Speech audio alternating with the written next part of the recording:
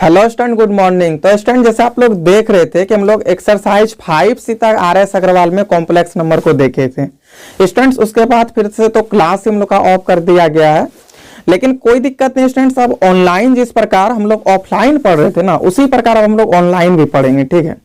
हो सकता है बस आपके और मेरे बीच का जो डिस्टेंस है उतना का ही फर्क होगा, लेकिन मेरा जो समझाने का आइडिया और जो तरीका है स्टूडेंट्स सेम वही रहेगा जो आप क्लासरूम में पढ़ रहे थे, ठीक है। तो आपको थोड़ा सा भी परेशानी नहीं होगा स्टूडेंट्स। आपको मतलब बस इतना ही थोड़ा सा परेशानी हो सकता है कि आप हमको बैठ करके देख नहीं पाएंगे और हम आपको बैठे हुए देख नहीं सकते हैं, ठीक है। बाकी बात स्टूडेंट्स, हम आपको अपना 100% देने का कोशिश करेंगे और आप भी अपना 10% दीजिएगा। इसका मतलब आप पूरा फुल वीडियो देखिएगा, बेईमानी नहीं कीजिएगा, पूरा फुल वीडियो देखिए। उसके बाद फिर आप क्वेश्चन को, एक्सरसाइज को सॉल्व कीजिए, आपको थोड़ा सा भी प्रॉब्लम नहीं होगा। तो चलिए स्टूडेंट्स, हम लोग ज्यादा टाइम वेस्ट नहीं करेंगे और डायरेक्ट हम लोग अपना टॉपिक की ओर चलते हैं। स्टूडेंट्स, हम लोग देखे थे कि एक्सरसाइज 5C तक कॉम्प्लेक्स नंबर को पढ़ लिए थे। आगे हम लोग का 5D छूटा हुआ था, यानी कि आज जो हम लोग पढ़ने वाले स्टूडेंट्स वो एक्सरसाइज 5D है RS अग्रवाल का। तो देखिए स्टूडेंट्स, एक्सरसाइज 5D का जो कॉम्प्लेक्स नंबर है ये क्या कह रहा है स्टूडेंट्स। अभी तक में हम लोग कॉम्प्लेक्स नंबर को जो पढ़ रहे हैं उसमें अब हम लोग देखेंगे कॉम्प्लेक्स नंबर किस फॉर्म में पढ़ रहे थे, और अब कॉम्प्लेक्स नंबर को उस फॉर्म से हम लोग चेंज करना सीखेंगे। तो स्टूडेंट, सबसे पहले आप ये हमसे समझिए कि जो कॉम्प्लेक्स नंबर होता है उसको हम लोग जेड से डिनोट करते हैं। आप सब बच्चे बहुत ही अच्छे से जान रहे हैं, ठीक है। जो कॉम्प्लेक्स नंबर होता है मेरे प्यारे बच्चों, उसको हम लोग क्या चीज से डिनोट करते हैं, तो जेड से। जो जेड इक्वल टू होता है वो क्या होता है, तो एक्स प्लस आई वाई होता है कि नहीं। तो चलिए स्टूडेंट्स, अब हम लोग समझते हैं ये बात कि z equal to x plus i y ये था आखिर किस फॉर्म में, ये था कार्टेशियन फॉर्म में। यानी कि स्टूडेंट्स, जो अभी तक हम लोग कॉम्प्लेक्स नंबर को पढ़ रहे थे वो कार्टेशियन फॉर्म में पढ़ रहे थे। इसी को बहुत सारे बच्चे कार्टेशियन फॉर्म भी बोलते हैं, तो कोई बड़ी बात नहीं है, ठीक है। आप कार्टेशियन फॉर्म बोलिए या फिर कार्टेशियन फॉर्म बोलिए, बात बराबर है। तो मेरे प्यारे बच्चों, अभी जो हम लोग देख रहे थे z equal to x plus i y, ये था हम लोग का कॉम्प्लेक्स नंबर किस फॉर्म में, तो कार्टेशियन फॉर्म में।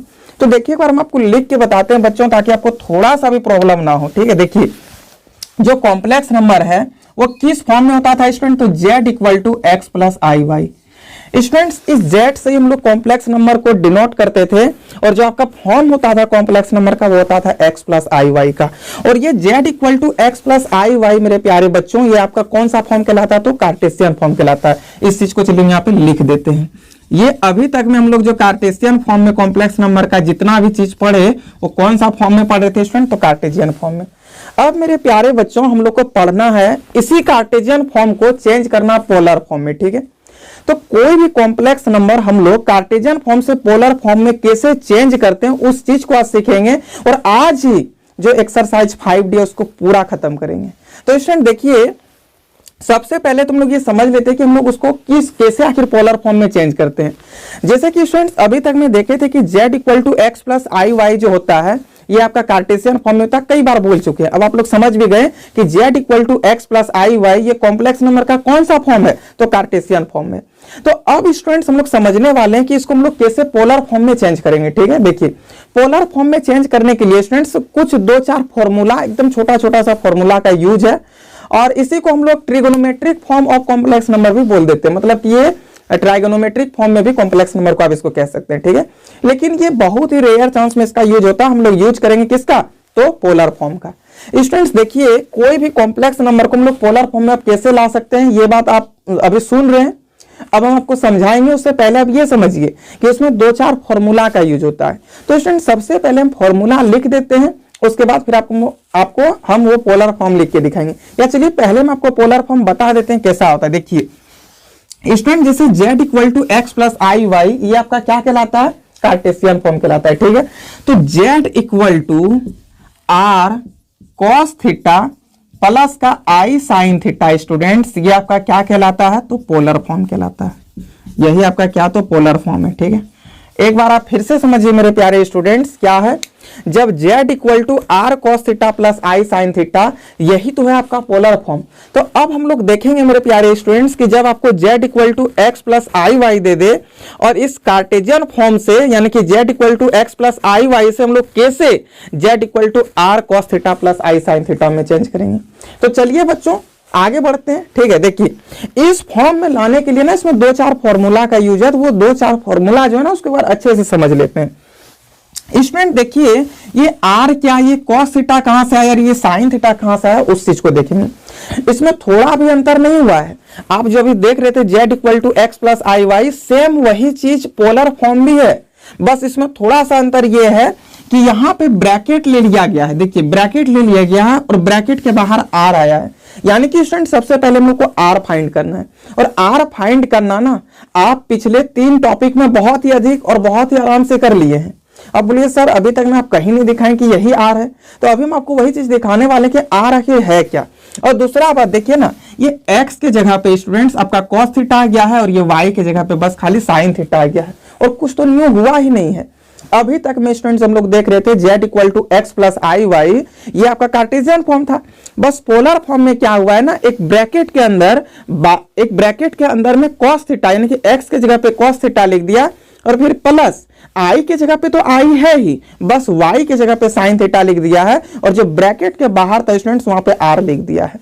देखिए स्टूडेंट्स ये r आपका क्या है जानते हैं, आप खुद सोच के देखिए स्टूडेंट्स, जब आपके पास z equal to x plus i y होता था और हम बोलते थे इस कॉम्प्लेक्स नंबर को आप मॉड्यूलस फाइंड करके दिखाइए कैसे कर सकते हैं, तो बताइए स्टूडेंट्स क्या कोई भी कॉम्प्लेक्स नंबर आपको मिले तो क्या आप उसका मॉड्यूलस फाइंड नहीं कर पाइएगा? बहुत आराम से आप लोग फाइंड करते थे। देखिए z equal to x plus i y, तो जब हमको मॉड z चाहिए यानी कि इस कॉम्प्लेक्स नंबर का हमको मॉड्यूलस चाहिए, तो इसका मतलब क्या होता था, अंडर रूट एक्स का स्क्वायर फिर प्लस आई कोफिशिएंट जो है उसका स्क्वायर, यानी कि आई का जो कोफिशिएंट है स्टूडेंट्स वो क्या है, y है, तो y का स्क्वायर, यही तो आपका मॉड z कहलाता था।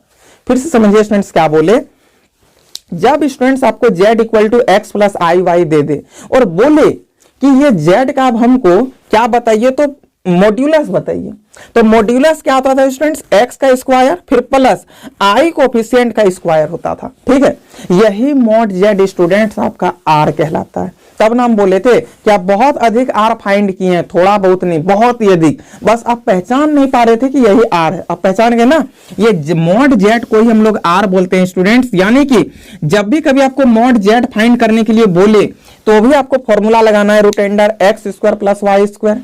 जब स्टूडेंट्स आपको आर बोले फाइंड करने के लिए तो भी आपको यही फॉर्मूला लगाना है root under x square plus y square. Students first काम हम लोग का हो गया ये आर फाइंड। ठीक है, अब स्टूडेंट्स हम लोग सीखेंगे कैसे cos थीटा और कैसे sin थीटा फाइंड करते हैं, लेकिन उसको सीखने से पहले स्टूडेंट्स आप एक और फॉर्मूला हमसे सीखिए, tan अल्फा। ठीक है, एक होता है tan अल्फा, ये जो tan अल्फा होता है स्टूडेंट्स ये मॉड y बाय x होता है। ठीक है, tan अल्फा इक्वल टू एक फॉर्मूला आता है स्टूडेंट्स, वो क्या होता है, तो y बाय x होता है। तीसरा चीज देखिए स्टूडेंट्स कितना इजी फॉर्मूला था, आपका फर्स्ट फॉर्मूला हो गया आर फाइंड करना, तो root under x square plus y square करना, और जो एक फॉर्मूला स्टूडेंट्स वो tan alpha equal to y by x है। ये y बाय एक्स क्या है स्टूडेंट, देखिए ये y ये x, ये y ये x, z इक्वल टू यदि 3 प्लस आई मतलब 3 प्लस 4 आई रहे, तो बताइए स्टूडेंट्स यदि हम आपको लिख दे z इक्वल टू 3 प्लस 4 आई, इसका मतलब यहाँ पे y कौन हो गया 4 और x कौन हो गया स्टूडेंट, तो 3 हुआ कि नहीं। फिर से समझिए, जब student z equal to x plus i y हो तो हम लोग ये समझ गए कॉम्प्लेक्स नंबर का फॉर्म है। जब आपको z इक्वल टू 3 प्लस 4 आई लिख दे, इसका मतलब x के जगह पे 3 है और y के जगह पे 4 है, वही तो लिखे हैं tan alpha equal to mod y by x, तो y कौन जगह 4 बाय 3। ये बस हम एग्जांपल लिए, आपको और भी क्वेश्चन देंगे तो आप समझ गए ना कि ये y और x क्या है। आई कोफिशिएंट, आई का जो कोफिशिएंट वो आपका y कहलाता है और यहाँ पे जो है स्टूडेंट्स वो आपका x कहलाता है। देखिए यही है tan alpha equal to mod y by x। दो फॉर्मूला अभी तक मैं आपको बता चुके हैं स्टूडेंट्स, एक r निकालना यानी कि root under x square plus y square करना, और दूसरा tan अल्फा निकालना यानी कि मॉड y बाय x करना। और मॉड मींस क्या होता है स्टूडेंट, जो निगेटिव है वो उसको पॉजिटिव में बना देता है। क्या कहीं भी कोई दिक्कत हो रहा है क्या? यदि आपको थोड़ा भी दिक्कत हो ना तो चैट सेक्शन पूरा आपके लिए ही है, जो भी आपको प्रॉब्लम हो आप वहां पे अपना डाउट लिख दीजिए, हम तुरंत उसको सॉल्यूशन और उसका जो भी आपका डाउट होगा हम उसको तुरंत सॉल्व करने का कोशिश करेंगे। इसके साथ ही साथ स्टूडेंट्स मेरे जितने भी प्यारे बच्चे हैं वो सभी के पास मेरा व्हाट्सएप नंबर तो है ही, वही तो मेरा व्हाट्सएप नंबर और वही मेरा कॉलिंग नंबर, आप वहां से भी उनको कॉन्टेक्ट कर सकते हैं। साथ ही साथ स्टूडेंट्स आप व्हाट्सएप ग्रुप में तो जुड़े हुए हैं ही, आप ग्रुप में भी अपना डाउट को सेंड कर सकते हैं। चलिए ये सब तो पुरानी बात है, आप लोग बहुत अच्छे से जानते हैं कि सर से कैसे कैसे और कब कब डाउट पूछना है। ठीक है, तो 12 बजे रात के लिए 12 बजे रात तक तो हम आप ही लोग के लिए फ्री रहते हैं। चलिए आगे और देखते हैं, और आप लोग किसी और चीज के लिए फ्री रहते हैं। खैर कोई बात नहीं, चलिए आगे देखते हैं। ठीक है, देखिए स्टूडेंट्स, जब हम लोग यहाँ से tan अल्फा फाइंड कर लिए, mod y बाय x होता है, ठीक है, ये फॉर्मूला। अब स्टूडेंट्स आपको ना दो बात और ध्यान रखना है, ठीक है, वो क्या है, देखिए जब स्टूडेंट्स आपको सबसे पहले यहाँ पे आना है क्वाड्रेंट पे, ठीक है, देखिए ये क्वाड्रेंट पे हम लोग आ गए और ये आप सबको पता है, ये तो y एक्सिस है पॉजिटिव में, ये y एक्सिस है निगेटिव में, ये x एक्सिस है पॉजिटिव में और ये x एक्सिस है निगेटिव में। स्टूडेंट्स आप सब जानते हैं कि आपका क्या है, फर्स्ट क्वाड्रेंट है, ये आपका सेकेंड क्वाड्रेंट है और ये आपका थर्ड क्वाड्रेंट है और ये स्टूडेंट्स आपका क्या, तो फोर्थ क्वाड्रेंट है। जब स्टूडेंट्स आपको पता चले कि जो अल्फा है वो आपका फर्स्ट क्वाड्रेंट आ रहा है, तो हम लोग अल्फा जब फर्स्ट क्वाड्रेंट होगा, मतलब यहाँ पे जो हम लोग अल्फा निकालेंगे जब वो फर्स्ट क्वाड्रेंट पे होगा, तो कैसे आखिर पता करें कि आखिर अल्फा फर्स्ट क्वाड्रेंट में, वो भी बात ध्यान दीजिए स्टूडेंट। जब आपका x भी पॉजिटिव और y भी पॉजिटिव, दोनों पॉजिटिव हो, जब स्टूडेंट्स x भी पॉजिटिव और y भी पॉजिटिव हो, तो हम लोग समझेंगे कि ये जो कॉम्प्लेक्स नंबर है ये आपका फर्स्ट क्वाड्रेंट पे आ रहा है। और जब फर्स्ट क्वाड्रेंट पे हो ना, तो हम लोग अल्फा का अल्फा ही लिखेंगे, ठीक है। क्या बोले स्टूडेंट, फिर से सुनिए, जब x भी पॉजिटिव और y भी पॉजिटिव हो, तो हम लोग का अल्फा यानी कि वो फर्स्ट क्वाड्रेंट में, वो कॉम्प्लेक्स नंबर फर्स्ट क्वाड्रेंट पे आएगा। और जब हमको पता चले कि कॉम्प्लेक्स नंबर फर्स्ट क्वाड्रेंट पे आएगा, तो हम लोग उसको अल्फा का अल्फा ही लिखेंगे। फिर से समझिए स्टूडेंट्स, क्या बोले कि देखिए जब आपका x भी पॉजिटिव, जब आपका y भी पॉजिटिव, तो हम लोग समझ जाएंगे वो दिया हुआ जो आपका कॉम्प्लेक्स नंबर है वो फर्स्ट क्वाड्रेंट पे आने वाला है। और जब फर्स्ट क्वाड्रेंट पे आएगा, जो अल्फा का वैल्यू होगा ना, वो अल्फा का अल्फा ही रह जाएगा, ठीक है। दूसरा, जब सेकेंड क्वाड्रेंट पे हो, तो पहले हम लोग कैसे जानेंगे कि ये दिया हुआ कॉम्प्लेक्स नंबर सेकेंड क्वाड्रेंट पे है, तो वो बात ध्यान दीजिए स्टूडेंट। जब आपके पास x निगेटिव और y पॉजिटिव हो जाए, क्या हो जाए स्टूडेंट, तो x निगेटिव और y पॉजिटिव हो जाए, इसका मतलब ये हो गया कि आपका दिया हुआ कॉम्प्लेक्स नंबर सेकेंड क्वाड्रेंट पे है। और जब सेकेंड क्वाड्रेंट पे हो ना, तो हम लोग इसी चीज को लिखते हैं पाई माइनस अल्फा। आप सोच के देखिए स्टूडेंट्स, यहाँ पे क्या है, पाई है, यहाँ इस क्वाड्रेंट पे हमको आना है, यानी कि पाई माइनस अल्फा हो जाएगा, होगा कि नहीं। देखिए यहाँ पे जब आपको पता चले कि दिया हुआ कॉम्प्लेक्स नंबर फर्स्ट क्वाड्रेंट में, ये कैसे पता चलेगा, जब x भी पॉजिटिव और y भी पॉजिटिव होगा, तो दिया हुआ कॉम्प्लेक्स नंबर फर्स्ट क्वाड्रेंट पे होगा। जब फर्स्ट क्वाड्रेंट पे होगा ना, तो अल्फा का अल्फा ही लिखाएगा। लेकिन जब दिया हुआ कॉम्प्लेक्स नंबर आपको पता चले कि सेकेंड क्वाड्रेंट पे है, और हमको कैसे पता चलेगा कि दिया हुआ कॉम्प्लेक्स नंबर, दिया हुआ जो कॉम्प्लेक्स नंबर है वो कहां पर है, सेकेंड क्वाड्रेंट पे। तो यदि x निगेटिव और y पॉजिटिव हो जाए, तब वो आपका सेकेंड क्वाड्रेंट में होगा। और जैसे आपको पता चले कि सेकेंड क्वाड्रेंट है, इसका मतलब पाई माइनस अल्फा हो जाएगा, ठीक है। अल्फा का अल्फा नहीं, तब क्या हो जाएगा, पाई माइनस अल्फा हो जाएगा। जब स्टूडेंट्स आपको पता चले कि थर्ड क्वाड्रेंट में है, कहां पे है, थर्ड क्वाड्रेंट में, तो देखिए अच्छा यहाँ पे जब पाई है, तो इस क्वाड्रेंट में आने के लिए क्या होता है, पाई प्लस अल्फा होता है कि नहीं। तो ये हो गया पाई प्लस अल्फा। जब आपको पता चले कि आपका दिया हुआ क्वाड्रेंट, अच्छा आपका दिया हुआ कॉम्प्लेक्स नंबर थर्ड क्वाड्रेंट में है, तो ये क्या होगा, पाई प्लस अल्फा होगा। अच्छा हम लोग कैसे पता करेंगे कि हमारा थर्ड क्वाड्रेंट में कॉम्प्लेक्स नंबर है। देखिए स्टूडेंट, जब आपका x भी निगेटिव और y भी निगेटिव हो, मतलब कि स्टूडेंट थर्ड क्वाड्रेंट में हम लोग तब जानेंगे कि दिया हुआ कॉम्प्लेक्स नंबर थर्ड क्वाड्रेंट में है, जब आपका x भी निगेटिव और y भी निगेटिव हो जाए, तब हम लोग जान जाएंगे कि ये थर्ड क्वाड्रेंट में। और जैसे ही पता चले स्टूडेंट्स कि मेरा जो दिया हुआ कॉम्प्लेक्स नंबर वो थर्ड क्वाड्रेंट में है, इसका मतलब हम लोग अल्फा की जगह क्या लिखेंगे, तो पाई प्लस अल्फा लिखेंगे। अच्छा परेशानी हो रहा है क्या समझने में, नहीं होना चाहिए, एक बार फिर से समझिए। देखिए जब स्टूडेंट्स x भी निगेटिव और y भी निगेटिव हो, इसका मतलब दिया हुआ कॉम्प्लेक्स नंबर थर्ड क्वाड्रेंट में है। जब थर्ड क्वाड्रेंट में, इसका मतलब जो अल्फा होगा वो अल्फा का अल्फा नहीं लिखाएगा, बल्कि अल्फा के जगह हम लोग पाई प्लस अल्फा कर देंगे। क्या कोई दिक्कत है, नहीं ना। चलिए लास्ट बात समझिए स्टूडेंट, जब आपका पहला पॉजिटिव और दूसरा निगेटिव हो जाए, तब स्टूडेंट्स हम लोग का फोर्थ क्वाड्रेंट कहलाएगा। और फोर्थ क्वाड्रेंट होना, इसका मतलब माइनस अल्फा होना। देखिए यहाँ अल्फा दिए, माइनस अल्फा हो जाएगा। और दूसरी बात स्टूडेंट्स, जब यहाँ पे 2 पाई होता है, आप सोच के देखिए यहाँ पे 2 पाई होता है, यहां से जब हम लोग यहाँ पे आएंगे स्टूडेंट्स, इसका मतलब क्या होता है, 2 पाई माइनस अल्फा भी होता है कि नहीं स्टूडेंट्स। और यहाँ पे भी आप ध्यान दीजिए, अच्छा सोच के देखिए, जब हम लोग इधर से आ रहे थे एंटी क्लॉकवाइज, तो कोई दिक्कत नहीं हो रहा था, हम लोग का पॉजिटिव ही होगा। इधर से एंटी क्लॉकवाइज जब चलते हैं, एंगल को मापते हैं हम लोग, मेजरमेंट ऑफ एंगल में आप लोग को पढ़ाए थे कि जब एंटी क्लॉकवाइज में हम लोग एंगल को मेजर करेंगे, तो हम लोग का वो पॉजिटिव एंगल देगा। लेकिन स्टूडेंट जब क्लॉकवाइज में मेजर करें, देखिए क्लॉकवाइज में जब मेजर करेंगे, तब यहाँ पे आने के लिए हमको क्या करना होगा, सोच के देखिए स्टूडेंट्स, इसको थोड़ा बड़ा करते हैं, ठीक है स्टूडेंट। जब हम लोग क्लॉकवाइज में मापेंगे, तो यहाँ पे आने के लिए हम लोग को पाई माइनस अल्फा करना होगा। और जब स्टूडेंट्स यहां से यहां तक आने में पाई माइनस अल्फा हुआ और हम लोग निगेटिव की ओर आ रहे हैं, इसलिए यहां पे भी माइनस लगेगा। अच्छा निगेटिव को यार मतलब समझ नहीं पाएंगे, फिर से समझिए। देखिए स्टूडेंट्स यहाँ से हम लोग क्लॉक वाइज आ रहे हैं, और क्लॉक वाइज में जब आते हैं तो निगेटिव होता है, एंगल होता है कि नहीं, और यहाँ पे आने के लिए पाई माइनस अल्फा करना होगा, तो पाई माइनस अल्फा कर दिए।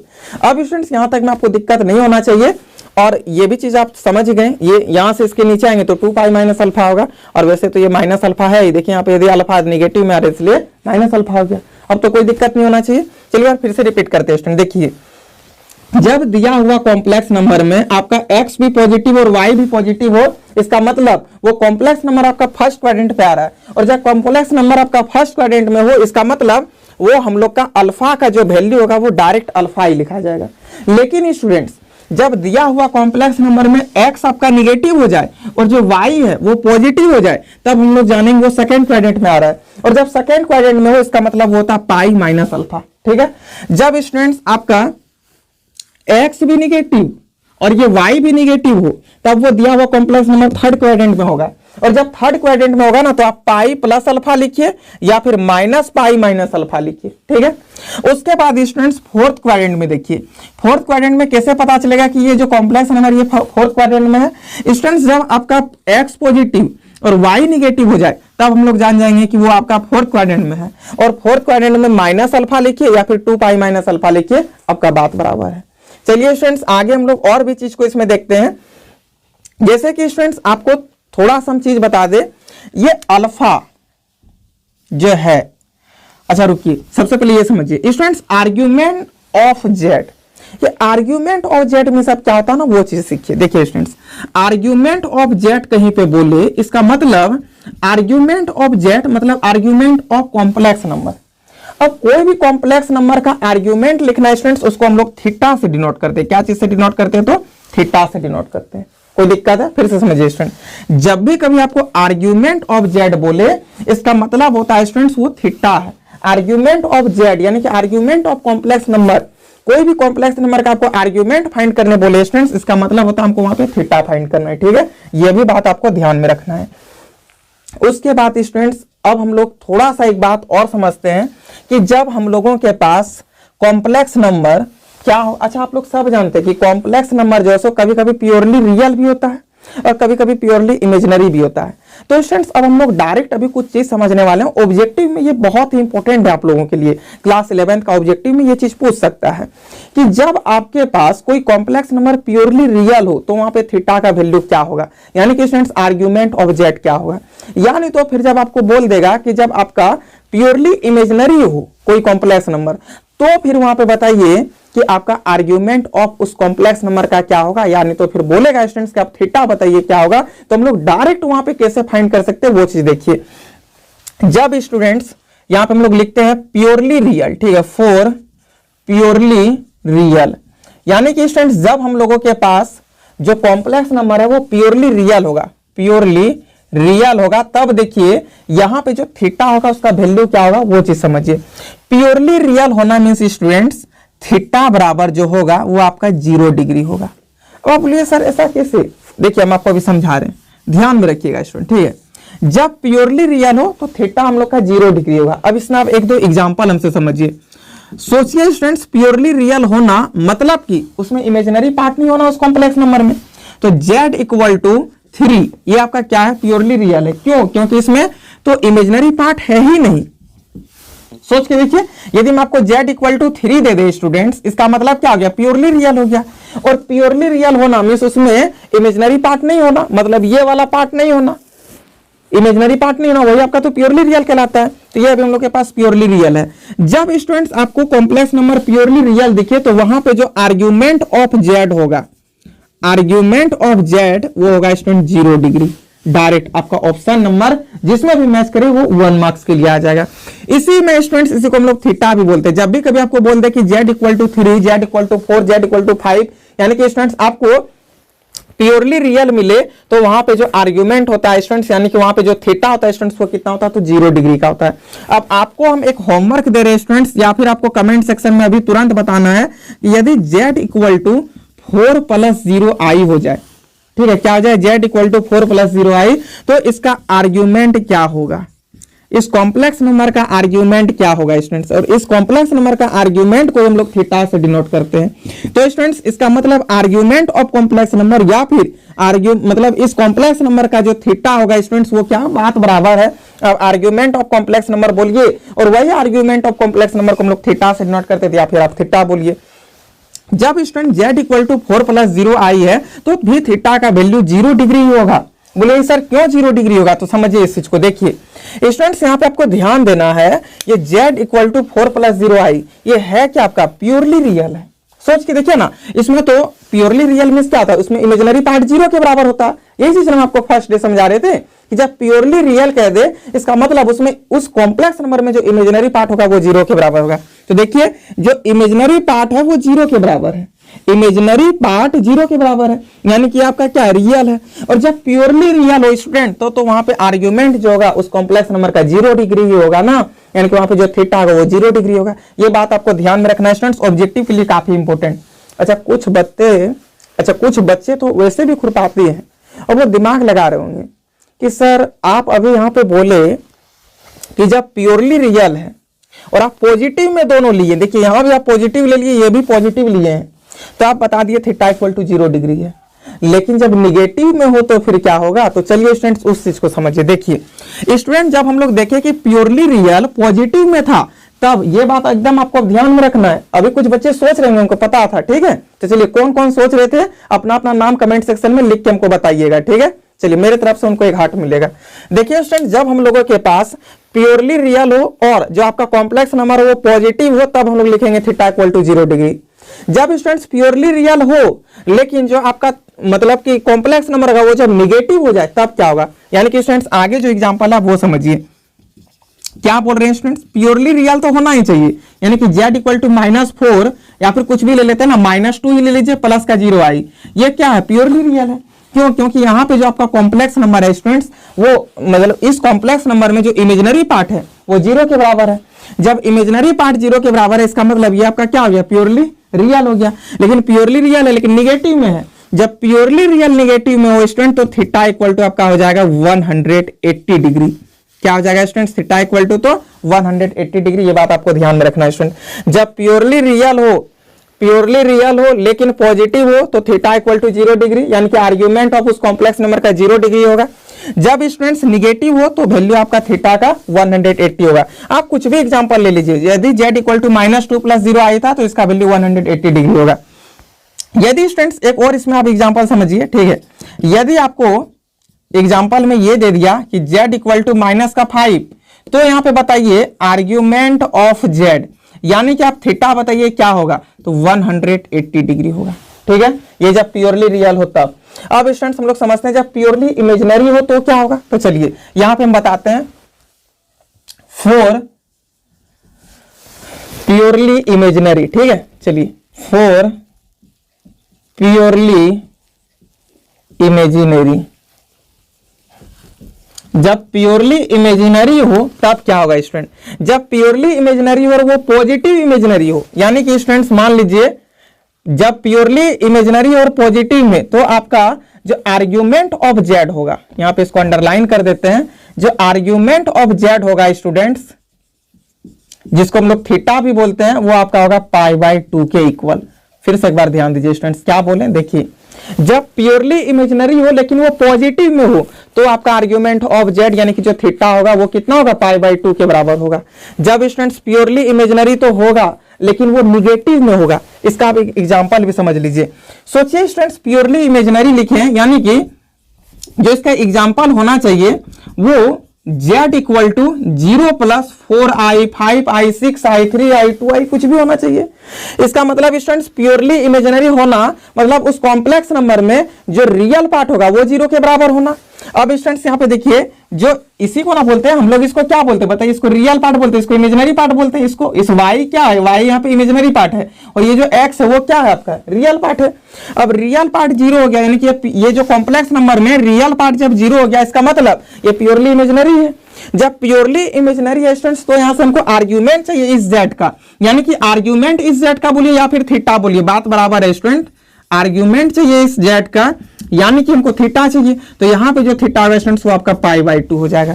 जब आपका प्योरली इमेजिनरी हो पॉजिटिव में तो थीटा डायरेक्ट आपको π/2 कर देना है, लेकिन जब निगेटिव में होगा तो अभी तो कुछ बच्चे सोच रहे हैं, लग रहा शुभम दिवाकर विपिन ये सब सोच रहे हैं कि जब निगेटिव हो जाए तो फिर क्या होगा। तो देखिए स्टूडेंट जब निगेटिव होगा तो फिर क्या होगा, ठीक है। चलिए यहाँ पे लिखते हैं फॉर निगेटिव, जब निगेटिव हो जाए तो देखिए क्या होगा इसके लिए स्टूडेंट्स, यानी कि जब z इक्वल टू मान लीजिए 0 माइनस का 4i दे दिया। अब बताइए स्टूडेंट्स यहाँ पे जो कॉम्प्लेक्स नंबर है ये आपका क्या है, तो प्योरली इमेजिनरी है। ये कैसे पता चला कि प्योरली इमेजिनरी है, क्योंकि यहाँ पे आप देखिए ये जो है इसका रियल पार्ट, इस कॉम्प्लेक्स नंबर का जो रियल पार्ट है वो 0 है, इसका मतलब ये प्योरली इमेजिनरी है। और जब प्योरली इमेजिनरी आपका निगेटिव हो जाए तो जो थीटा होगा स्टूडेंट्स वो क्या होगा, यानी कि जो आर्ग्यूमेंट होगा वो क्या हो जाएगा, तो माइनस का π/2 होगा। बस इतना ही बात तो आपको याद रखना है स्टूडेंट्स। चलिए एक बार फिर से रिपीट कर देते हैं। देखिए जब प्योरली इमेजिनरी हो पॉजिटिव में तो थीटा इक्वल टू π/2, जब प्योरली इमेजिनरी हो निगेटिव में तो थीटा इक्वल टू माइनस π/2, जब प्योरली रियल हो पॉजिटिव में तो थीटा इक्वल टू 0, लेकिन जब प्योरली रियल हो और वो आपका निगेटिव में तो थीटा इक्वल टू 180 डिग्री होगा। उसके बाद स्टूडेंट्स आपको थोड़ा सा ये भी बात ध्यान रखना है कि जब आपका कॉम्प्लेक्स नंबर दिया हुआ कॉम्प्लेक्स नंबर दोनों पॉजिटिव होगा, x भी पॉजिटिव और y भी पॉजिटिव, तो अल्फा लिखाएगा वो फर्स्ट क्वाड्रेंट में होगा। यदि सेकंड क्वाड्रेंट में, इसका मतलब वो दिया हुआ कॉम्प्लेक्स नंबर में x आपका निगेटिव होगा और जो y है वो पॉजिटिव होगा, तो हम लोग जान जाएंगे वो सेकंड क्वाड्रेंट में आ रहा है। और जब सेकंड क्वाड्रेंट में होगा तो हम लोग अल्फा को पाई माइनस अल्फा लिखते हैं, ठीक है। जब स्टूडेंट्स हमको पता चले कि आपका दोनों निगेटिव है, यानी कि x भी निगेटिव है और y भी निगेटिव है, इसका मतलब स्टूडेंट्स वो थर्ड क्वाड्रेंट में आ रहा है। और जब थर्ड क्वाड्रेंट में हो तो हम लोग उसको पाई प्लस अल्फा या फिर माइनस पाई माइनस अल्फा, दोनों बात बराबर है। देखिए स्टूडेंट जो आर.एस. अग्रवाल का बुक को सॉल्व कर रहे होंगे, आर.एस. अग्रवाल का बुक में ये आंसर लिखा हुआ है, ठीक है, आर.एस. अग्रवाल के लिए। लेकिन जो आर.डी. शर्मा वगैरह बना रहे होंगे ना, तो आर.डी. शर्मा में इस चीज को लेके मतलब आंसर दिया, तो आंसर भले अलग अलग होगा लेकिन वो राइट है, ये बात ध्यान में रखिएगा, ठीक है। देखिए स्टूडेंट्स आर.एस. अग्रवाल में इस चीज को लिखा हुआ है, इस चीज को लेकर के मतलब कॉम्प्लेक्स नंबर को सॉल्व किया है। आपका ये कार्टेशियन से आपका जो पोलर में चेंज किया है तो इस ये वाला चीज लेकर के, लेकिन जो आर.डी. शर्मा में है वो ई वाला चीज को लेकर सॉल्व किया है। तो कोई दिक्कत नहीं, बात बराबर है, आंसर आपका राइट है दोनों। हम एक बात बता दें कि भले दोनों अलग अलग आएगा लेकिन दोनों आंसर एक ही है और दोनों आपका राइट है। ये दोनों का मतलब एक ही चीज होता है। देखिए जब आर.एस. अग्रवाल वाले जो है वो एंटी क्लॉकवाइज से चले और जो आर.डी. शर्मा वाले थे वो मतलब क्लॉकवाइज में चले हैं, इस कारण से वो इनसे आंसर निकाले हैं, जो इधर से चले वो इनसे आंसर निकाले हैं। अब कोई दिक्कत है? उसी प्रकार यहाँ पे भी हुआ, लेकिन दोनों आपका राइट है। ये आपका आर.डी. शर्मा के लिए है और ये आपका आर.एस. अग्रवाल के लिए, ठीक है। ये आपका आर.एस. अग्रवाल के लिए हो गया और ये आपका आर.डी. शर्मा के लिए हो गया। कोई दिक्कत है तो आर.एस. अग्रवाल वाले इन्हीं से बनाना है, ठीक। चलिए अब स्टूडेंट्स आई होप यहाँ तक आप समझ गए होंगे। तो एक काम कीजिए, आप पहले इसका अच्छे से स्क्रीनशॉट लीजिए, ठीक है। अच्छा अच्छे से या बुरे से, स्क्रीनशॉट तो स्क्रीनशॉट ही होता है, खैर कोई बात नहीं स्टूडेंट्स, अच्छे से ले लीजिए, ठीक है। समझ गए, स्क्रीनशॉट लेना है। चलिए इसका स्क्रीनशॉट लीजिए, फिर हम आगे आपको अभी एक्सरसाइज 28D जो है वो आपको 5D जो है वो अभी आपको हम कंप्लीट कराते हैं। तो देखिए स्टूडेंट्स एक्सरसाइज 5D का जो क्वेश्चन नंबर 5 है हम उसी को लिए हैं। क्वेश्चन नंबर 5 में आपको दे दिया 1 - i, ठीक है। और ये अभी आपका कौन सा फॉर्म है, तो सबको पता है ये अभी आपका कार्टेशियन फॉर्म है। हमको इसको बोला पोलर फॉर्म में चेंज करने के लिए। तो चलिए स्टूडेंट्स हम लोग इसको पोलर फॉर्म में चेंज करेंगे। और पोलर फॉर्म में आप समझ गए कि z equal to r cos theta plus i sin theta, यानी कि सबसे पहले हमको क्या चाहिए, तो r चाहिए। और r में क्या होता है, उस कॉम्प्लेक्स नंबर का मॉड्यूलस फाइंड करना, यानी कि स्टूडेंट सबसे पहले हम लोग इसमें मॉड निकालेंगे, यानी कि mod z equal to root under x का स्क्वायर प्लस अच्छा ये बताइए किस फॉर्म में है, तो x प्लस आई वाई का फॉर्म में है। इसको हम लोग ये भी लिख सकते हैं, सोच के देखिए 1 प्लस -1 इंटू आई, यानी कि x हो गया प्लस आई वाई हो गया। अब देखिए इसका मॉड निकालना है स्टूडेंट्स, इस z का मॉड निकालना, मतलब कि x का स्क्वायर प्लस आई कोफिशिएंट का स्क्वायर, तो आई का कोफिशिएंट क्या -1, इसका स्क्वायर मिल करके यहाँ पे क्या हो जाएगा स्टूडेंट, तो √2 हो जाएगा। सोच के देखिए 1 का स्क्वायर और -1 का स्क्वायर, 1 + 1 मिलकर के √2 हो जाएगा। मॉड z आ गया स्टूडेंट्स, इसी को तो हम लोग r भी बोलते हैं, यानी कि r इक्वल टू हम लोग के पास आ गया रूटेंडर 2। अब स्टूडेंट्स r आ गया, अब आपको यहाँ से tan अल्फा फाइंड करना है, ठीक है। तो स्टूडेंट tan अल्फा, ये जो फॉर्मूला होता है tan अल्फा, ये क्या होता है, तो मॉड y/x होता है। इस चीज को लिखिए, y कौन है स्टूडेंट, तो -1 है, लिखिए। और x कौन है स्टूडेंट, तो +1 है, इसको लिखिए। अच्छा स्टूडेंट्स, -1/1 मिलकर के -1 और मॉड के अंडर -1, इसका मतलब +1 हो जाएगा। tan अल्फा इक्वल टू 1 हो गया। जब tan अल्फा इक्वल टू 1, तो सोचिए स्टूडेंट्स, अच्छा एक बात बोलिए, यदि हम कहीं पे लिख दे 2x इक्वल टू 10, तो बताइए x का वैल्यू कितना होगा? 5 होगा। तो हम लोग यहाँ पे लिखेंगे x इक्वल टू 5। ये कैसे पता चला? तो सोच के देखिए ना, x की जगह पे ऐसा कौन सा चीज रखे जो कि हम लोग के पास जो RHS वाला पार्ट है वो बराबर हो जाए। तो x की जगह पे केवल एक ही नंबर 5 है जो कि इसको बराबर कर सकता है मल्टीप्लाई होकर के। वैसे ही स्टूडेंट्स, आप यहाँ पे सोच के देखिए tan अल्फा इक्वल टू 1, तो अल्फा की जगह पे ऐसा कौन सा वैल्यू रखे कि ये चीज और ये चीज बराबर हो जाए। तो अल्फा की जगह पे स्टूडेंट्स यदि हम लोग π/4 रख दे तो हम लोग का tan π/4 का वैल्यू 1 के बराबर होता है। इसका मतलब क्या हुआ स्टूडेंट्स कि अल्फा हम लोग का कितना है? π/4 है। तो लिखेंगे अल्फा इक्वल टू π/4। और हम आपको एक बात बता दें स्टूडेंट्स, यही अल्फा आपका थीटा भी कहलाता है। कोई दिक्कत है? यही अल्फा आपका क्या कहलाता है? तो थीटा भी कहलाता है। चलिए स्टूडेंट्स, अब हम लोग देखते हैं, हम लोगों के पास आर आ गया और थीटा भी आ गया। हम लोग देखते हैं कॉम्प्लेक्स नंबर ये आपका किस क्वाड्रेंट पे आ जाएगा। ठीक है, यानी कि कॉम्प्लेक्स नंबर किस क्वाड्रेंट पे आपका जाएगा और वहीं से तो हम लोग उसका पोलर फॉर्म भी लिख पाएंगे। तो चलिए कॉम्प्लेक्स नंबर का पोलर फॉर्म यहां पे लिखिए, इन पोलर फॉर्म। अब जो पोलर फॉर्म होता है स्टूडेंट्स वो क्या होता है? तो z equal to r cos theta plus का i साइन थीटा। अब स्टूडेंट्स, अब आपको देखना है, यहां पे r की जगह पे हम लोग r लिखते हैं। चलिए लिखिए z इक्वल टू r की जगह पे r, और r का वैल्यू क्या था? √2 था। इस चीज को लिख दिए। कॉस थीटा है स्टूडेंट, कॉस थीटा।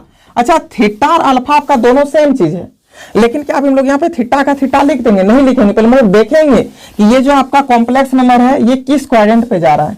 तो देखिए स्टूडेंट्स, यहाँ पे एक बार हम आपको बताते हैं फिर से क्वाड्रेंट। ठीक है, चलिए थोड़ा बड़ा ही करके बताते हैं। देखिए ये हो गया फर्स्ट क्वाड्रेंट स्टूडेंट्स, दोनों प्लस प्लस होता है तो यहाँ पे हम लोग अल्फा लिखते हैं। ये एक माइनस और एक प्लस होता है तो हम लोग यहाँ पे क्या लिखते हैं? तो पाई माइनस अल्फा लिखते हैं। यहाँ पे स्टूडेंट्स आपका दोनों माइनस होता था और पाई प्लस अल्फा, और यहाँ पे स्टूडेंट्स आपका दोनों, अच्छा एक पॉजिटिव और एक निगेटिव होता था और यहाँ पे हम लोग क्या लिखते थे इसको? तो 2 पाई माइनस अल्फा, बोलिए 2 पाई माइनस अल्फा, और यानी तो फिर इसी को हम लोग माइनस अल्फा भी लिखते थे, बात बराबर है। ठीक है, तो देखिए स्टूडेंट्स, सबसे पहले हम लोग देखते हैं और इसको हम लोग यहाँ पे क्या लिखते थे? तो माइनस का पाई माइनस अल्फा, ये भी चीज लिख सकते थे, इस चीज को लिखें। देखिए स्टूडेंट्स, हम लोगों के पास जो ये कॉम्प्लेक्स नंबर है वो क्या है? x पॉजिटिव है, यहाँ पे x क्या पॉजिटिव है, लेकिन y जो है देखिए यहाँ पे y क्या है? निगेटिव है। यानी कि स्टूडेंट्स एक पॉजिटिव और एक निगेटिव, एक पॉजिटिव और एक निगेटिव, तो वहां पे हम लोग अल्फा की जगह पे क्या लिखेंगे? 2 पाई माइनस अल्फा। नहीं समझ पाए? देखिए स्टूडेंट्स, थीटा और अल्फा दोनों बात बराबर है। यहां पे अब हम लोग कॉम्प्लेक्स नंबर को पोलर फॉर्म में लिखे, इसका मतलब थीटा लिखना है यहाँ पे, और थीटा और अल्फा का वैल्यू बराबर होता है। अब स्टूडेंट्स हम लोग देखेंगे कि ये थीटा को हम लोग आखिर किस फॉर्म में लिख सकते हैं। तो कैसे हम लोग लिखेंगे स्टूडेंट्स? इसके लिए हम लोग आते हैं अपना कॉम्प्लेक्स नंबर पे। कॉम्प्लेक्स नंबर में देखिए x जो है वो पॉजिटिव है और x जो है पॉजिटिव है, जो y है स्टूडेंट्स वो क्या? निगेटिव है। जो y है यहाँ पे देखिए निगेटिव है, इसके लिए हम लोग अल्फा को क्या लिखते हैं? 2 पाई माइनस अल्फा, या फिर आप डायरेक्ट माइनस अल्फा भी बोल सकते हैं। ठीक है, तो हम लोग स्टूडेंट्स यहाँ पे लिखेंगे cos minus alpha, minus alpha, alpha की जगह पे यहाँ क्या है? π/4 है, इस चीज को लिख दिए। फिर स्टूडेंट्स प्लस साइन, अच्छा i साइन अल्फा, अल्फा के जगह क्या लिखेंगे स्टूडेंट? तो माइनस का π/4, इस चीज को लिखें। अब देखिए स्टूडेंट्स यहाँ पे z इक्वल टू क्या आ जाएगा? √2। अच्छा, कॉस के अंदर माइनस थीटा तो वो प्लस कॉस थीटा हो जाता है। ट्रिगोनोमेट्री में देखिए फर्स्ट डे जब हम लोग को पढ़ा रहे थे तो उसी दिन पढ़ाए थे कि, और प्रूफ भी करके दिए थे कि कॉस के अंदर माइनस थीटा वो क्या हो जाता है? प्लस कॉस थीटा होता है। तो यहाँ पे लिखेंगे प्लस कॉस थीटा। अच्छा, थीटा की जगह पे जो है उसको लिखिए ना π/4। अब स्टूडेंट्स यहाँ पे देखिए साइन के अंदर माइनस जब थीटा हो जाए तो माइनस साइन थीटा होता है, तो चलिए माइनस साइन थीटा, तो थीटा की जगह पे जो चीज है उस चीज को लिख दिए। अब बहुत सारे बच्चों का मन कर रहा होगा कि सर π/4 का वैल्यू रख दें, लेकिन स्टूडेंट्स आपको π/4 का वैल्यू नहीं रखना है। आप रखिएगा फिर से रिटर्न आपको यही चीज मिल जाएगा, लेकिन हमको उस चीज को तो चाहिए नहीं, हमको पोलर फॉर्म में चाहिए, तो आपका पोलर फॉर्म भी हो गया। तो यही तो हमको बोला था स्टूडेंट्स पोलर फॉर्म में चेंज करना, और इतना ईजी है पोलर फॉर्म में चेंज करना। एक आध दो क्वेश्चन और बताएंगे स्टूडेंट्स, पूरा एक्सरसाइज में आपको एक भी डाउट नहीं होगा। चलिए स्टूडेंट्स, इसी में अब एक और समझिए, क्वेश्चन नंबर इसका 11। ठीक है, देखिए स्टूडेंट्स क्वेश्चन नंबर 11 क्या दिया हुआ है। स्टूडेंट्स क्वेश्चन नंबर 11 हम लोग को दे दिया -4 और +4 √3i। जेड इक्वल टू दे दिया स्टूडेंट्स माइनस का 4 प्लस का 4√3i, ये चीज दिया उसको लिखें। सबसे पहले स्टूडेंट्स हम लोग क्या करेंगे, इसको पोलर फॉर्म में चेंज करने बोला है, तो सबसे पहला काम होगा यहाँ से हमको आर फाइंड करना। आर मतलब स्टूडेंट्स मॉड जेड फाइंड करना। तो रूट अंडर एक्स का स्क्वायर फिर प्लस आई कोफिशिएंट का स्क्वायर, तो आई का कोफिशिएंट क्या 4√3 का स्क्वायर, इस चीज को लिखें। अब देखिए स्टूडेंट्स यहां से r बराबर आपके पास क्या हो जाएगा 4 का स्क्वायर 16 और यहाँ पे 16, अच्छा लिखिए पहले 16 फिर प्लस 4 का स्क्वायर 16 और √3 का स्क्वायर 3, तो 16 इंटू 3 मिलकर के मतलब 48 होगा, यहाँ पे लिखिए 48 मिल करके कितना हो जाएगा स्टूडेंट 8 होगा, यानी कि r का वैल्यू मेरे पास यहाँ पे 8 आ गया है। अब स्टूडेंट्स हम लोग यहाँ से tan अल्फा निकालेंगे, तो tan अल्फा बराबर क्या होता है मॉड्यूलस y बाय x, इस चीज को लिखिए। y के जगह क्या है स्टूडेंट, तो 4√3 है, इसको लिखिए रूट अंडर 4√3, अच्छा मॉड्यूलस 4√3 और x का वैल्यू क्या है स्टूडेंट, तो माइनस का 4 है, इस चीज को लिखिए। ये और ये कटा है स्टूडेंट, तो tan अल्फा ये जो है tan अल्फा ये आपका आ गया किसके बराबर, तो मॉड केवल -√3 हो जाएगा। और ये tan अल्फा -√3 स्टूडेंट्स और मॉड के अंदर है -√3 और मॉड का काम यह माइनस को प्लस करना, यानी कि tan अल्फा इक्वल टू जो हम लोग के पास आएगा स्टूडेंट्स वो केवल √3 हो जाएगा। जब tan अल्फा इक्वल टू √3 तो बताइए ना अल्फा इक्वल टू कितना, जब tan अल्फा इक्वल टू √3 यानी कि अल्फा की जगह पे ऐसा कौन सा वैल्यू रखे कि दोनों बराबर हो जाए, यानी कि अल्फा की जगह पे ऐसा कौन सा वैल्यू रखे कि tan उतना मिलने के बाद √3 मिले। यहाँ पे स्टूडेंट यदि हम लोग 60 डिग्री रख दे तो tan 60 का वैल्यू √3 होता है, इसका मतलब π/3 होगा स्टूडेंट्स अल्फा का वैल्यू, और यही तो आपका थीटा भी कहलाता है। अब हम लोग चलेंगे अपना ये पोलर फॉर्म पे, लिखेंगे यहाँ पे in polar form, in polar form, ठीक है इन पोलर फॉर्म। अब बताइए स्टूडेंट्स पोलर फॉर्म क्या था, z equal to r cos theta plus का i sin थीटा, इस चीज को लिखें। अब स्टूडेंट्स यहां से देखिए z इक्वल टू r के जगह पे r का वैल्यू रख दीजिए ना 8 है। अच्छा cos थीटा है स्टूडेंट्स, यहाँ पे आप सोच के देखिए cos थीटा है, ठीक है cos थीटा, अब थीटा बोलिए या फिर अल्फा दोनों तो एक ही चीज है। अब बताइए स्टूडेंट्स हम लोग यहाँ पे क्या थीटा की जगह पे इस वैल्यू को भी रख देंगे, नहीं रखेंगे। सबसे पहले देखेंगे ये आपका जो दिया हुआ कॉम्प्लेक्स नंबर था वो किस क्वाड्रेंट पे आ रहा है, तो देखिए ना x निगेटिव और y जो है वो पॉजिटिव है, तो x निगेटिव और y पॉजिटिव सेकंड क्वाड्रेंट, और सेकंड क्वाड्रेंट में क्या लिखते हैं पाई माइनस अल्फा लिखते हैं, यानी कि स्टूडेंट्स यहाँ पे लिखेंगे cos पाई माइनस अल्फा, पाई का वैल्यू क्या है स्टूडेंट्स, अच्छा पाई तो यहाँ पे फॉर्मूला में माइनस अल्फा यानी कि -π/3 हो जाएगा, फिर plus i sine pi minus alpha यानी कि पाई माइनस π/3 हो जाएगा, इस चीज को लिख दिए स्टूडेंट्स। अब देखिए z इक्वल टू 8, यहाँ पे 3π माइनस पाई तो 2π हो जाएगा स्टूडेंट, यानी कि cos 2π/3, फिर प्लस का i 3π माइनस पाई तो मिलकर के क्या हो जाएगा स्टूडेंट 2π/3, ये हो गया स्टूडेंट्स आपका फाइनल आंसर। आप इसको सॉल्व करके देखिए, रिटर्न फिर से आपको यही चीज मिल जाएगा, ठीक है। लेकिन हमको ये चीज लाना ही नहीं, हमको पोलर फॉर्म में लाना था, बस यहाँ तक लाके छोड़ देंगे। स्टूडेंट्स एक क्वेश्चन हम आपको और समझाते हैं जो कि आपको कॉम्प्लेक्स नंबर का फॉर्म में नहीं रहेगा, तो हम लोग उसको कैसे कॉम्प्लेक्स नंबर का फॉर्म में लाएंगे, अब उस चीज को सीखिए। जैसे कि स्टूडेंट्स हम इसी में आपको सिखाते हैं क्वेश्चन नंबर 15, देखिए स्टूडेंट्स क्वेश्चन नंबर 15 को समझिए। क्वेश्चन नंबर 15 आपको क्या दे दिया स्टूडेंट्स, तो z equal to 1 + 3i, z equal to 1 + 3i divided by 1 - 2i, ठीक है 1 - 2i। स्टूडेंट सबसे पहला काम हम लोग को ये करना है कि देखिए हम आपको बोले थे कि जब भी कभी कॉम्प्लेक्स नंबर में आपको नीचे भी i का फॉर्म दिखे तो हम लोग वहां पे रेशनलाइज करते हैं। स्टूडेंट जब नीचे i का फॉर्म दिखे तो रेशनलाइज करेंगे, यानी कि स्टूडेंट्स इस चीज का रेशनलाइजेशन होगा, तो चलिए कीजिए 1 + 2i डिवाइडेड बाय 1 + 2i होगा, रेशनलाइज इसका करेंगे तो। अब स्टूडेंट्स इसको इसके साथ मल्टीप्लाई कर दीजिए ना, तो 1 + 2i, फिर इसके साथ ये मल्टीप्लाई आएगा तो 3i प्लस का 6i square divided by a minus b into a plus b, तो a square minus b square, a square minus b square, तो ये होगा, सोच के देखिए। अब स्टूडेंट्स यहां से देखिए जो z इक्वल टू होता है 1 और i स्क्वायर का वैल्यू -1 होता है, ये तो सब जानते हैं, नहीं जानते क्या आप लिख देते हैं, ठीक है i स्क्वायर का वैल्यू स्टूडेंट्स -1 के बराबर होता है। अब यहां पे ध्यान दीजिए 1 + 2i + 3i मिलकर के 5i और यहाँ पे स्टूडेंट जैसे आप -1 रखिएगा तो -6 और डिवाइडेड बाय यहाँ पे भी आप जैसे ही -1 रखिएगा तो माइनस माइनस मिल करके प्लस, तो 1 + 4 मिल करके 5। अब देखिए स्टूडेंट्स यहाँ पे आपके पास क्या हो जाएगा, तो 1 - 6 मिल करके -5 प्लस का 5i और डिवाइडेड बाय 5। स्टूडेंट्स यहां से आप इसका माइनस को कॉमन कर लीजिए। अब जैसे ही 5 को कॉमन कर लीजिए, अब जैसे ही 5 को कॉमन कीजिएगा स्टूडेंट तो z = 5 को कॉमन कीजिएगा तो -1 और प्लस का i डिवाइडेड बाय 5। ये 5 कटा तो आपके पास माइनस का 1, देखिए स्टूडेंट माइनस का 1 और प्लस का i होगा। स्टूडेंट z = -1 और प्लस i, और ये तो आपका क्वेश्चन नंबर 6 बन गया। अभी मैं आपको क्वेश्चन नंबर 6 जिस प्रकार बताए थे उसी प्रकार ये बनेगा। क्या आगे अब आपसे नहीं बनेगा, आराम से बन जाएगा। तो स्टूडेंट्स इतना इजी था कार्टेशियन फॉर्म से पोलर फॉर्म में किसी भी कॉम्प्लेक्स नंबर को चेंज करना। स्टूडेंट्स आप पूरा फुल एक्सरसाइज बनाइए और जिस भी क्वेश्चन पे आपको डाउट हो उस क्वेश्चन को आप मेरे पास पहुंचा दीजिए। पहुंचाने का बहुत तरीका बता दिए स्टूडेंट्स, आप लोग सब जानते हैं। तो चलिए स्टूडेंट्स आज इतना ही रखते हैं, फिर हम लोग नेक्स्ट डे मिलेंगे और इसका जो नेक्स्ट एक्सरसाइज है यानी कि 5 एक्सरसाइज को भी पूरा कंप्लीट करेंगे। ठीक है, एक ही लेक्चर में पूरा कंप्लीट हो जाएगा। जब तक स्टूडेंट्स हम लोग का क्लास ना खुल जाए देवघर में तब तक इसी प्रकार हम लोग ऑनलाइन पढ़ेंगे। ठीक है, और ओमिक्रॉन का मतलब जो है वो रफ्तार धीरे धीरे बढ़ ही रहा है, तो हम सब को मिल करके जितने भी हम लोग इंडियंस वो सभी को मिल करके, सिर्फ इंडियंस ही नहीं पूरा वर्ल्ड का आदमी को मिलना होगा तो ही इस वायरस पे काबू पाया जा सकता है। ठीक है, लेकिन चलिए धीरे धीरे हम लोग पहले अपना सेपरेट हो ले तो आगे भी धीरे धीरे वो सेपरेट हो जाएंगे।